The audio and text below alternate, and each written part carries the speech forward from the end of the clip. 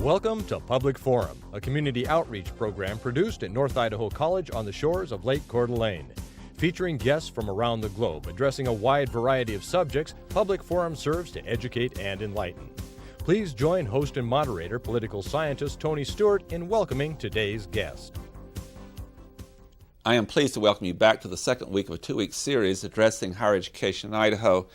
In order to do that, we had two wonderful guests last week that have generously returned this week and given us a lot of their time. And I might add that both of these guests are members of the Board of Trustees of North Idaho College, serving at no pay, and it's another beautiful way of showing how they show such social responsibility.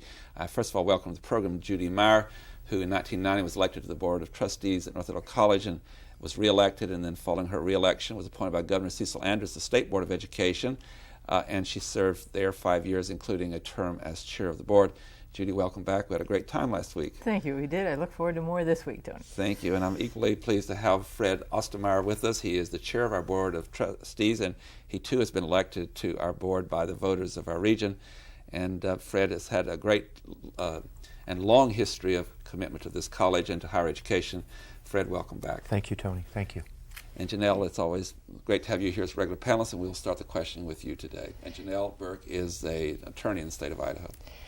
Last week, as I introduced the program, I talked about the fact that many of our viewers have watched this program for a long time and know that it comes from the campus of North Idaho College, but they didn't know much about North Idaho College, perhaps, and we talked to them a lot about the college itself. But this week we want to talk more about the college in its relationship to the larger part of the state programs of education.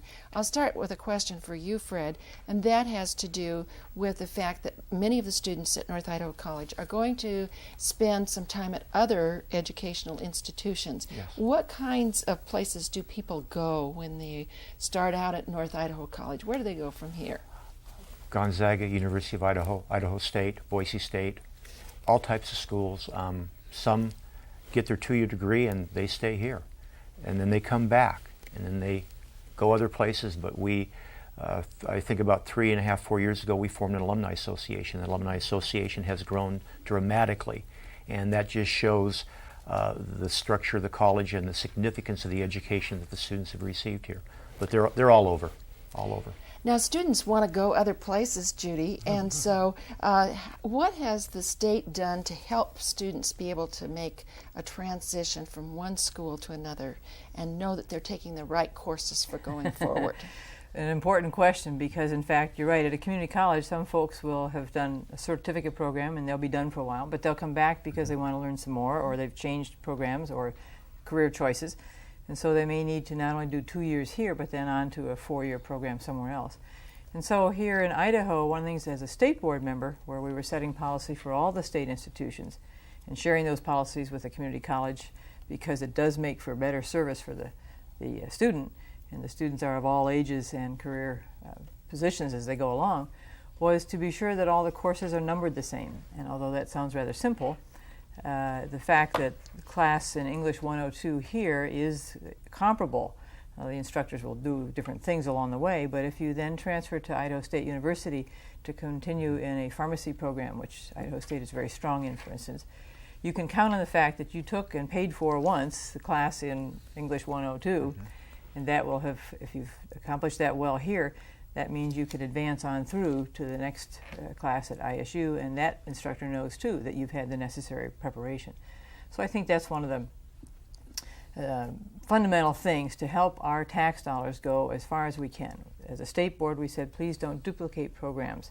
At community colleges, that's not as critical as it is at 4-year schools. But Idaho State is emphasizing healthcare, for instance. University of Idaho is emphasizing education. So that's really handy for folks here in northern Idaho. They do 2 years here with preparation for education classes. And then many of the University of Idaho classes are delivered here either through technology or on campus. So again, if you took that 102 English class, you've now completed that, you can move on through the system. And so we had a goal of a seamless process for students, and that even leads back to dual enrollment with folks who are in the high school level. We talked about that a little bit last week, who have accomplished what they need to at high school and are not either through logistics or accreditation process ready to go on to a full-time commitment to community college. But they can dual enroll and take some classes here at NIC. Again, the goal of the state board was not seat time, not how long you sat in the classroom, but the knowledge you have. The sooner you have the knowledge, the sooner you can go through the system, the more cost effective it is for everybody. Us figuring out how to spend taxpayers' money on a board, and the students and the time they have to take classes, because we are finding more and more folks are doing it on a working part-time, student part-time, family part-time. It's just a real challenge for us as a board now at a community college level to cost-effectively provide classes at the time that will work for the students, which is our whole goal. Yeah. So a long answer, but that's how it weaves together. And Fred, you had something to add.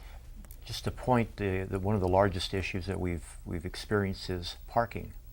Yes. And some students have said they like to have in-classroom parking. But so that's one of the challenges that we have, but that relates to the discussion on education and how it relates to the other institutions. Could I segue from that, Sure. though, Fred? Because just the other day at our board meeting, we were working with a community agency on transportation. That's right. Because partnering is the only way we can afford to do many of these things anymore, and that's not all bad. Starvation leads to inspiration sometimes. I've never heard that before. Would be that I believe we worked as a board on approving a contract. You can probably explain more about it. Yeah, it's called PAC, Panhandle Area Business Development, has grants that they administer for transportation. And what they contacted North Idaho College about working in collaboration with us pertaining to some of the transportation services that we provide for our students. And the summary of that is that we do have an agreement with them, and it will provide additional transportation for all areas of Kootenai County and for our students and for other members of the city of Coeur d'Alene and Kootenai County. I would like to just add a footnote to what Judy had to say. And I love giving credit when credit should be given. And Representative Wayne Meyer from Northern Idaho was the leader in the legislation that dealt with dual enrollment that made this possible. And Judy and Fred, I'd just add that I know of 2 students now that have graduated from North Idaho College with their 64 credits in May, and then in June graduated from high school. And they're going to be a junior at the University of Idaho at age 18. Almost 19. Wow. So that's how Bravo fast the progress has gone. And others leave with 20, 25, or 30 credits as they come in as a freshman to college. So it's my personal opinion has been a great success. I want to elaborate a little further on a question with you about partnership. It's come up a lot here today and last week too. Maybe I shouldn't bring this up because I'm involved, but the North Idaho College Popcorn Forum, which has had 33 years, did something that I think is a play on what we're talking about, like the education corridor and working with other organizations. As Judy talked earlier about the borderless world that we live in, I always talk about the invisible border with Washington. In a very serious topic, confronting hate, and the Popcorn Forum this year was collaborating with University of Idaho, Lewis Clark State College, Washington State University, Eastern Washington University, Gonzaga University, Whitworth College, Spokane Falls Community College, and the Kennedy Center at Harvard and Cambridge. And it was just, for me, it was an incredibly exciting experience with 100 presenters, with all these institutions providing experts and resources, and also programs at Gonzaga and at North Idaho College. So is that just another example of where we're heading in the future? Fred, I'll start with you and say, in almost all these areas, we are saying that there is such strength in collaboration and partnership. There is, Tony, and just participating in the board for the last 4 or 5 years that I have, I've seen a dramatic increase in developing relationships such as you've done with Gonzaga and the Popcorn Forum and so forth, working with the city of Coeur d'Alene, working with different groups. And that's something I think you're going to see us continue to do. It's developing. Where it will end, I don't know, but I think it's something we have to pursue. Yes. Judy? And I don't think it'll end. I hope it won't end. The very thing that the Popcorn Forum did, I think, was epitomize what community colleges can and should do, and would essentially commend you for helping make it happen, and the fact that it was beyond just our local state schools, it was into Washington, I think just represents the whole role modeling that education needs to do, that we just talk with, and generally we find that more folks are more effective when they share ideas. And we may even have to help our public schools keep thinking about that. So often public schools, the students are isolated to achieve something And when you go out in the workplace, that's rarely the case. If you can't communicate with numbers and with words and with your spirit, probably you're not as effective in the workplace. So I think one of our challenges as a board is to be sure that all of our activities on campus represent that style, and Popcorn Forum did it just dandy. Yep. Well, you know, on resources, and I'll go back to Janelle, but you made this point, both of you today, that your resource becomes much larger. In our case, Gonzaga University has, I believe, the only one in the United States, the Gonzaga University Institute for Action Against Hate. And studying hate, they're going to have a 4-year degree of how to combat and deal with hate. And they do twice a year a really major journal. And they're taking the videos and audios from this Popcorn Forum, and that's going to be their journal next fall. Great. So we couldn't do that because we don't publish a journal. So my point is, through that collaboration, you have these extra benefits. I'll turn to Janelle. We've talked a little bit about resources and how important they are and how important it is to collaborate, because that is a sharing of resources. Fred, what are some of the problems that a board faces with regard to financing? And where do you get your sources of income from?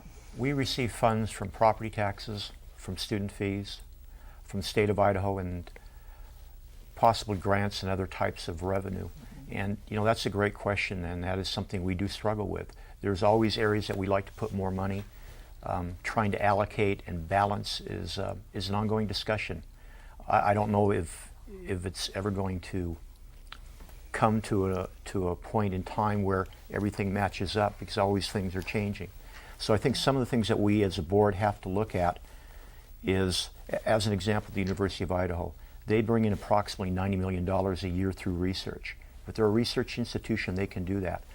What I would like us to look at is what options and what areas can we bring in revenue or bring in resources that provide additional monies that allow us to do what we want to do for the institution.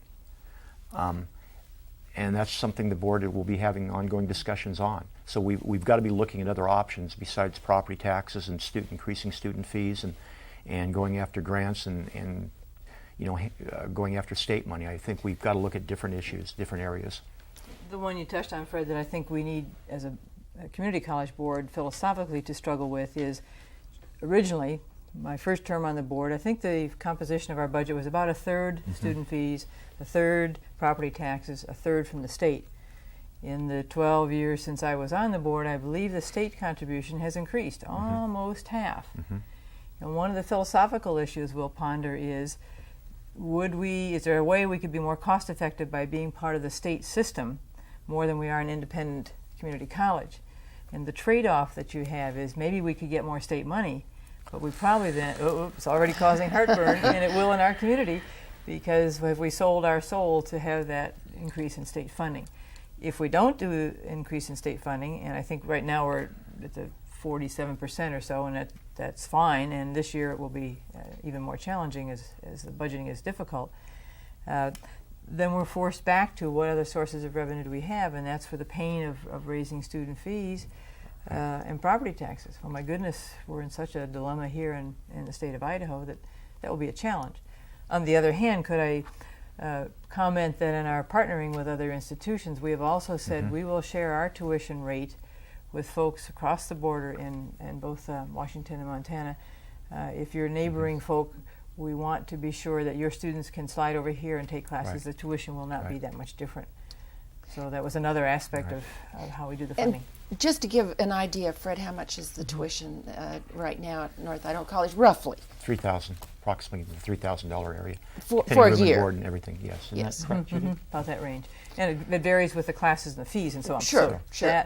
That range, which as we study as a board, how are we doing compared to other colleges? Are we in the same range of price? I think you have, as a board, have looked at that more recently than I have. How are we doing? We're pretty low in relationship to the other institutions in the state of Idaho. I guess the concern that we have is we want to make education affordable for our students. There's a possibility if we went down the road that Judy mentioned of having more state support, losing local control. We may have larger class sizes. We may lose the quality of the institution or the instruction, and then student success comes out as an issue again. So it gets back to the balancing part of the budget. How do we use the resources that we have to try to continue that success that we have now? Can I follow up? Because this leads to another, so often education, which is what education's about. It leads to everything. It all winds together. The niche that we mentioned, I think, last week and again this week, niche being North Idaho Center for Higher Education, is a little bit of a similar theme to the education corridor. Only North Idaho Center for Higher Education is in place, and it is an effort to provide, as a center for higher ed, a place where folks who want to learn where they can come into the system, do they need to come to the community college, or they pass that and can move on to other things, other grade level, would be then Lewis Clark State College, all of our schools, but primarily LCSC and University of Idaho. One of the conundrums of pulling together the classes by having them commonly numbered, and then the programs, can you start an education program here and become a teacher by staying on campus, is when you take the classes at LCSC or U of I, their fees may be different than Our NIC. fees. And there has been, and I'm told, it was whispering now in the background that we're getting really close to being able to establish a common fee, because you have each territorial, and we've talked, we can't afford the territorial, and yet the University of Idaho costs may be different than ours. It But is different, here yes. at North Idaho Center for Higher Ed, we're getting that close enough to not only having the courses numbered the same, but then having the fees, which will help the students do some budgeting and planning, which is back to the advisory capacity we've talked about too. If you check in at North Idaho Center for Higher Ed, that advisor can help you understand you need to start with this class here, and now we'll plan your program all 4 years if that's the program you're in, and you can count on that working all the way through and not be running off to one institution to learn their rules and somebody else, which is back to trying to provide a good service for the students. And I would just add a note, and that is that part of the challenge is that at universities, in their defense, graduate programs, for example, are more expensive than, say, programs the first 2 years. If you are in the classes, some of those classes are very small and have to be for PhD programs, whatever. So there's some areas where the compatibility on cost will always be a problem. And The science lab. but yet, I think you both have done such a beautiful job explaining how, but through partnership, and I just gave the example of Gonzaga, but there's so many ways, and we're not tabulating that in our budget, but it still should be recognized. The fact is that we're saving dollars by working together and preventing duplication, all those things. I have a very personal question to ask both of you. I think you'll enjoy this. I know we have many viewers in 7 states and in Canada, and their system's somewhat different than ours. You as a board, there's 5 of you, Board of Trustees, you're elected by the voters for 6-year terms. That's a rather long commitment. And you get no pay. It's not a salary position. And I guess I have a 2-part question. One is, and I'll start with Fred, what kind of experience has this been for you from a personal viewpoint of commitment? And number 2, in what ways has it changed you philosophically or your attitude by having to make so many decisions and look at it with a microscope, actually? It's been a great educational experience for me. Education never stops. It's an ongoing experience. When I first got on the board, I sat back, learned, listened, started asking more and more questions. But it's just been a great, challenging experience. And I think anybody that has the opportunity to go through this is very well rewarded. It's not that you do it not because of the money, because there isn't any. You do it for the love of the institution. You do it for the love of seeing student success.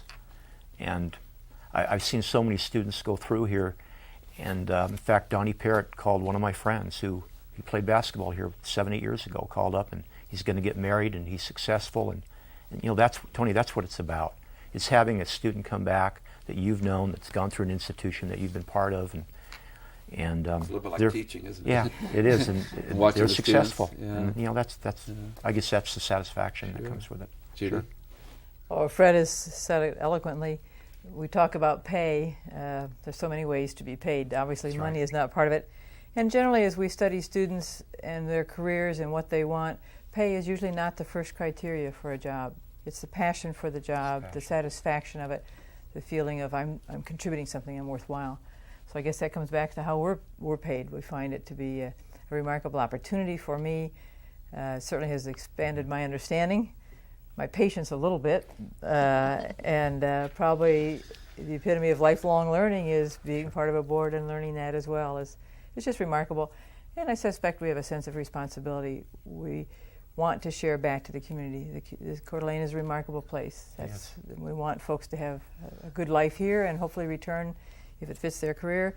If not, we're part of a global community. We're glad to be helping as we can. I have to follow up on this, and I'm not going to apologize for what I'm going to do, but Judy, you and I have a wonderful mutual friend named Sarah. I'll leave it at that. And she and I were talking about you today, and for our viewers, you were one of the founding 17 board members of Hospice North Idaho that served numerous patients in their final months of life. And you've been on this board, you're on the state board, and you've been on the library board for helping build all these libraries. And so she and I were talking about what makes a Judy tick. That is, what makes a person that active. And Sarah had a wonderful answer, and that is that some individuals like yourself and like Fred and many others, Janelle's an example, that you want to make the world a better place. And just again, the follow-up is what drives you, what is the energy that keeps you going, because you don't have much free time.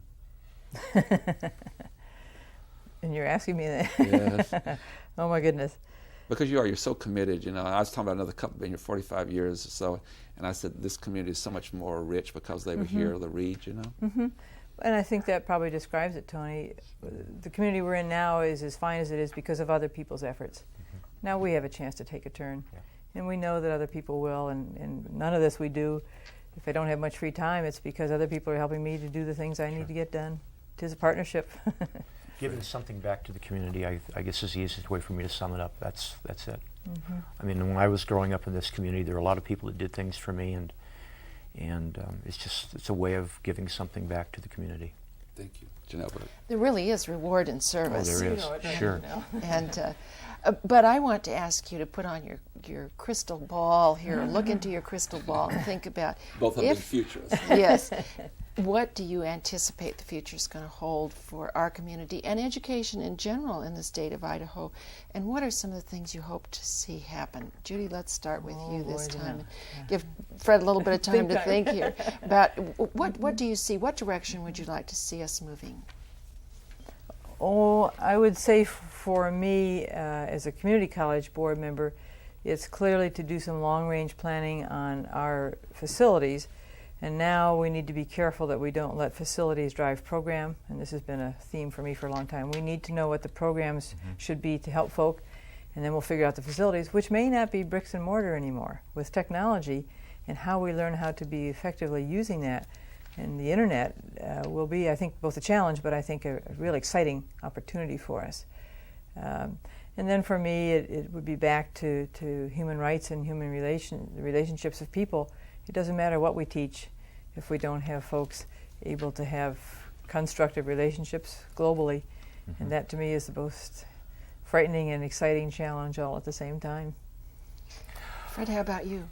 I guess I see North Idaho College some point in the future as it is right now, but with a greater impact as a gathering place, with the expansion of the education corridor. And I agree with Judy. It may not be buildings, but it could be something where people will come here, they'll gather, they'll exchange ideas, they'll have discussions, and the community will be better for that, for us to be able to provide that environment for that type of interactivity to take place. So an enrichment for the whole community, sure, and sure. For the surrounding communities, Right. as Which now well. is global. Right. In fact, your theme of gathering was one I was thinking about as we were talking, and as I was thinking about getting together with you all and as I think about being on the board again and where we've been 12 years ago and what we have ahead, was I believe about 12 years ago we were working with the Native American folk and establishing the park along the shoreline as their original gathering place. And here we are again with an expansion of the gathering place, and now with the Popcorn Forum we've expanded on that whole topic of human relations and human rights nationwide and eventually worldwide. And I know our city of Coeur d'Alene has felt like the North Idaho College should be a primary gathering place in this community, which expands not only Coeur d'Alene but the county and northern Idaho. So I just think your theme of a gathering place is probably one of our visions. It's a wonderful statement. And this is a great way to, in a few minutes, end the program. Just another bridge. I think this is a really great way to end the process. And that is, what does education do for people? I did some shows with Janelle recently about health care, and we have very, very major statistics showing that people who are college graduates and have health insurance and have preventive care, I think in breast cancer it's 3 times less for women, and for men it's twice as likely to have colon cancer without the education and the care and all. So to both of you, and again I'll start with you, Judy, this time, just give us kind of a definition what you think that a significant education does for a human being. And it can empower them politically too. And I think it was both lifelong learning, and that education goes on, and in that process then hopefully it's lifetime enrichment, which is never in isolation. We're back to partnering again and collaborating. So I don't want to be repetitious, but for me those are fundamental operating principles for me. I couldn't be doing the sharing I can do unless somebody else helps me. So that's right. Partnering and collaboration. And Fred and I certainly spend a lot of time partnering and collaborating on issues with the community college right here and now. Right. Fred, I ask you to elaborate. Education, it gives you a step. You get to a certain point and you expand that horizon, you expand to the next horizon, and it's a learning, ongoing process. It's something that you don't stop. Every day is a learning experience. I might just add a brief editorial comment. And I was thinking of my pre-law class today, and again, Sarah was in that class, and we were talking about social responsibility and citizenship.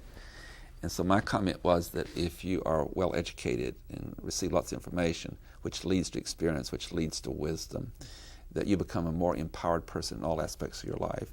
You're more in control, and you're also more able to articulate the principles of democracy and be vigilant in protecting those and being a committed person, an activist. So maybe on that note, it would be a good time to say thank you to both of you.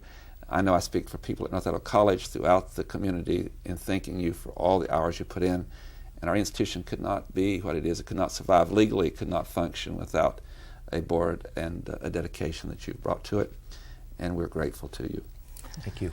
Ladies and gentlemen, we so enjoyed bringing this program to you. And on behalf of Janelle Burke and our staff, we thank Judy Meyer and Fred Ostermeyer for this very wonderful time with us and dealing with something that's terribly important to everyone. And we hope throughout our viewing audience and into Canada and other places that we get to work with you in the future in some way in collaboration, partnership. We have an idea for next year that might involve our Canadian friends.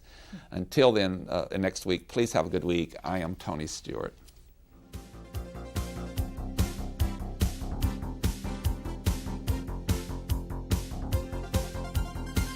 Recorded on the campus of North Idaho College, Public Forum is the longest-running in-house college production on PBS.